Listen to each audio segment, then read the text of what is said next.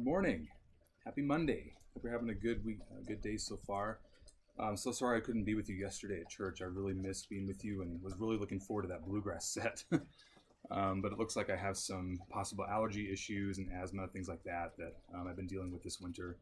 And every once in a while, it kind of kicks in pretty hard. And just to stay safe, I stayed home because you never know these days, right? But anyway, I really missed being with you and worshiping with you yesterday. But glad I can be with you here this morning. Well, Mother's Day is coming up just this next Sunday, and something that we're going to be focusing on this week as a staff is looking through some women in the Bible and kind of sharing those stories and some thoughts on many of those narratives. And in recent years, I've been really captivated by the story of the woman at the well, or the Samaritan woman, as it's often called in John 4. And I decided to try to do this outside today, and I was inspired a little bit by this little fountain that we have here in our front yard.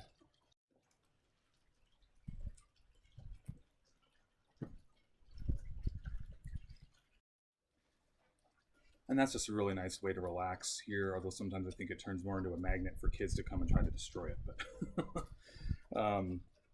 But I think that the story of the woman at the well, I think it inspires me both for what it says on worship, of course. We get a good narrative on worship there in that narrative, but also because of the intentionality of Jesus in this encounter. And we're going to unpack some of that intentionality as we go here. And one of the first ways that Jesus is very intentional in this story is the direction in which he went to get to Galilee. Usually Jews would go the long way around Samaria to get to Galilee. But Jesus and his disciples take a direct route through Samaria. And that's very intentional. That's a very important thing to note here. You see that right from the beginning. That he left Judea and went away again into Galilee, and he had to pass through Samaria. And so not only did he intend to bring life to these Gentiles, but to use a certain woman to do it. And so obviously Jesus had a very specific intention here with the direction that they were going, with the town that they would visit, and with this woman that he would encounter. A second way that Jesus was really intentional is that he approaches the woman as opposed to her approaching him. It says in verse 7, there came a woman of Samaria to draw water, and Jesus said to her, give me a drink. So not only is he breaking the social norm of a man speaking to an unfamiliar woman in public, but also a Jew to a Samaritan. Look at her response in verse 9. It says, therefore the Samaritan woman said to him, how is it that you, being a Jew, ask me for a drink, since I am a Samaritan woman, for Jews have no dealings with Samaritans? And so that's a really important distinction right there to note, that Jesus is crossing a lot of barriers that most people wouldn't cross in order to engage in conversation with this woman. A third way that he's very intentional here is that he calls out her sin. He doesn't kind of beat around the bush about it or try to avoid the subject, but after asking her about whether she's married and things like that, he kind of expounds on her answer and says, not only have you been married this many times, but you're in a broken marriage right now. And so an important distinction here as well is that he doesn't condemn the woman. He doesn't say, oh, you have so much sin because of these marriages, I don't want to talk to you anymore, right? No, he doesn't do anything of the sort. He continues to engage with her and kind of moves beyond that point. But I think that he establishes some of his divine nature there and some of his ability to look into this woman's heart and know her story in a very intimate way, and yet continue to engage with her, something I'm sure she wasn't used to. A fourth way that he's really intentional is that he declares his identity as Messiah with her. After talking about worship and a lot of the historical practice there with worship and things like that, he suddenly declares his divinity. And I think that, and I can read that for you briefly here. In verse 25, the woman said to him, I know that Messiah is coming, he who is called Christ. When that one comes, he will declare all things to us. Jesus said to her, I who speak to you am he. And I think that at that point, the light bulbs just suddenly pop on in her head as she puts together all the pieces of the conversation that they've been having, the instruction that she's had throughout her life and the understanding that she has of the Messiah. And all of a sudden she realizes with whom she's interacting, with whom she's speaking. And then what happens? It says that she runs back to town in verse 39 from that city. And what happens? From that city, many of the Samaritans believed in him because of the word of the woman who testified. He told me all the things that I have done, she said to them. And so this woman in town with no honor, culturally speaking, is now the messenger that Jesus uses to bring the gospel to a whole town. And so I think that there are just two significant takeaways here from this story that we can have for this morning. And one that I want to point to, especially with the theme of this week, is that women are often the focal point of Jesus' ministry. As you read through the Gospels, as you read through his interactions, as you read through the ways that he reveals himself to people, very often he uses women to do that. They are honored in Scripture. They are used as a metaphor for the church. The resurrection is first revealed to women, if you remember that one of the most critical points in salvation history, Jesus rising from the dead, that is first shared with or first revealed to women. And we see the significant leadership roles of the church in women in the New Testament. We see some hints of that in Paul's writings, and some of the women that were really upholding some of these New Testament churches.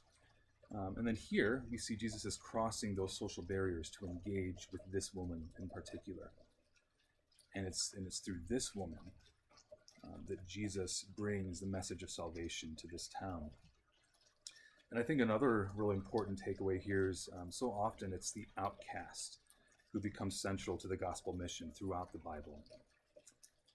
It's the prostitutes, it's the tax collectors, it's the persecutor of the church, as we see with Saul, the poor and the diseased, and the women with failed marriages. Over and over and over, God calls out the most unlikely people to take an act of faith and obedience. And the results are always unbelievably powerful. Many of you might have heard of the story of D.L. Moody. Of course, I come from the world of Moody, both with Moody Bible Institute, where I went to college, and also the Moody Church, where I served for just over a decade before I got here to Clearview. And a name that's probably less familiar is Edward Kimball. As you kind of go back through history in kind of 19th century America, especially with the church there, you start to see this chain reaction of events. Edward Kimball was kind of a Sunday school teacher for D.L. Moody, and there was one day in particular when the Lord really laid on Kimball's heart to make sure that Moody knew Jesus. And so he went and he sought him out, and we believe that he led Moody to saving faith in that discussion, where he went and found him and in obedience kind of responded to that prodding on his heart to go talk to D.L. Moody. And and then we see this long chain of events in salvation history in America after that that involves people like Billy Sunday and several other significant names. And of course, Billy Graham is included in that chain of how men and women were brought to saving faith in kind of this chain of events leading back to Moody. But then ultimately, of course, also leading back to Edward Kimball. And so it's just a really powerful example in recent history for us, where we see the implications that one act of obedience from someone that nobody knew, who is often left out of a lot of history books.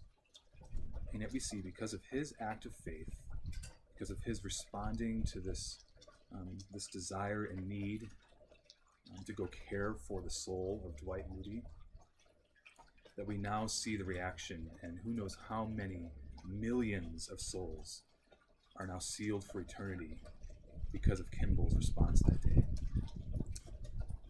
So whether you're on the outside of faith and thinking about Christianity, maybe you're thinking Jesus isn't really for you, and still kind of wrestling with a lot of things like that, or maybe you are a believer but you fall prey to the lies that you don't matter, or you're not enough. the call this morning is to answer Jesus' invitation here, to talk. You see, Jesus didn't just have the woman in mind when he was going to Samaria that day. He didn't just have the people of that town in mind. He had you and me in mind. Because the effects of the acts of obedience and faith of these people in Scripture not only affect the people immediately around them in their historical context, but as these narratives have been written down and passed to us, they continue to reveal the nature of Jesus, to reveal the message of salvation to us, and bring us into a loving and faithful relationship with Jesus. And so really the invitation is just to sit down and chat for a while, to get to know the character and the heart of God through Jesus, his Son. To sit down and read a few chapters of the book of John, get reacquainted with his ministry and his heart, and just see what he has to say. No matter where you are on that spectrum, if you're still wrestling with doubt, if you feel like your past is just a little bit too sinful, that the invitation is to just let Jesus minister to your heart and speak truth to you today. What do you have to lose? Well, I'm looking forward to hopefully seeing you this next Sunday as we worship together, and of course throughout the week as we start to bump into each other a little bit more often as we're going to the grocery store and places like that together. So, of course, we look forward to being all together again soon, but we'll just take this step by step with wisdom and discernment, and the Lord will bring us together in his time. All right? We'll talk to you soon. Bye-bye.